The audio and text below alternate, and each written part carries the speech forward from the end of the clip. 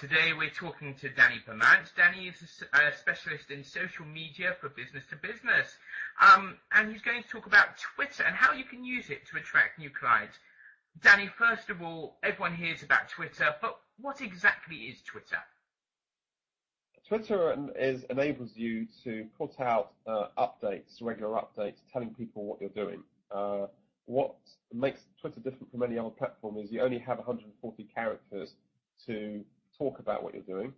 Why would you be telling people what you're doing? Well, if you are a business and you want to keep your clients updated on information that's relevant to them, that's why you would use it. Right? I may be for example, I may be a lawyer.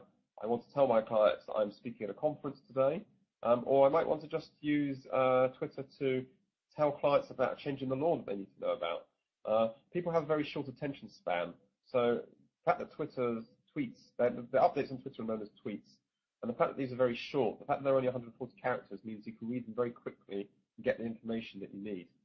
In the time that we live in, people want to often view information very quickly, so Twitter is ideal for that. Are people more likely to subscribe to your Twitter than to your blog? I think they're two very different things. I think people will subscribe to both. People will subscribe to your blog because you've written articles which they want to regularly read, but they may not have found your blog if it hadn't been for your Twitter account. So Twitter is a very, very good way of advertising your business. It's a very good way of advertising your website. But you have to use Twitter subtly. If you try too hard to sell, people won't be interested in you. The whole point of Twitter is you're not supposed to go on and on about yourself. You're supposed to try and encourage people to talk to you.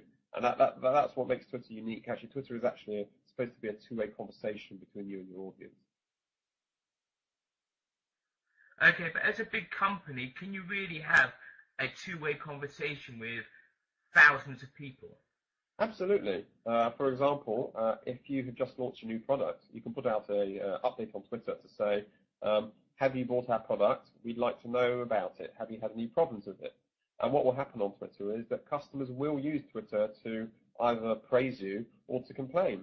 But it's a really great, effective way of getting feedback quickly from people. And if people are experiencing problems, you can then ask them, what's the problem you've had? Tell me more about it. And the reason that's so good is that if someone has a problem with your product and you're actually helping them on Twitter, your entire audience can see that you're helping them. So it is actually a great way to demonstrate your professionalism.